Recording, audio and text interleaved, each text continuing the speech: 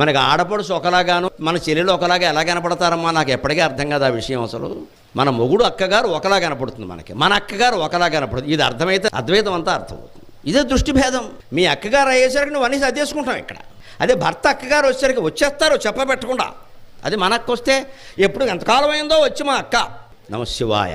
అద్వైతం ఎవరికి నేర్పక్కర్లేదమ్మా, మేమే తక్కువ వాళ్ళం. నాకు ఎక్కడ ఆనందంగా ఉంటుంది అంటే కనీసం మన అజ్ఞానం మనకి బోధపడి హాయిగా నవ్వగలుగుతున్నాం. మీ అందరికీ నమస్కారం. మనకు బోధపడింది చాలు, పరిష్కారం ఎప్పుడో దొరుకుతుంది. ముందు బోధపడింది కదా, ఒప్పుకున్నాం. భేదం మన దృష్టిలో ఉంది. ఆడపడుచులో కానీ, మరదల్లో కానీ, అత్తగారిలో కానీ, తల్లిలో కానీ లేదండి భేదం ఎక్కడ. మీ అమ్మగారు మీ వదిన గారికి లేదా మీ మరదలకి ఎందుకు కనపడాలి? వాళ్ళు దోషాలే ఎందుకు చూపిస్తున్నారు, మనం గుణాలే ఎందుకు చూపిస్తున్నాం? మానా అనుకోబట్టి. ఇంకొకళ్ళలో మనం దోషాలు ఎందుకు చూపిస్తున్నాం? మానా అనుకోలేకపోయాం కాబట్టి. దోషాలు ఇదివరకు చూపించిన వాళ్ళనో ఇప్పుడు గుణాలు ఎందుకు చూపిస్తున్నాం? ఇదివరకు మానా అనుకోలేదు, ఇప్పుడు దగ్గరయ్యాం.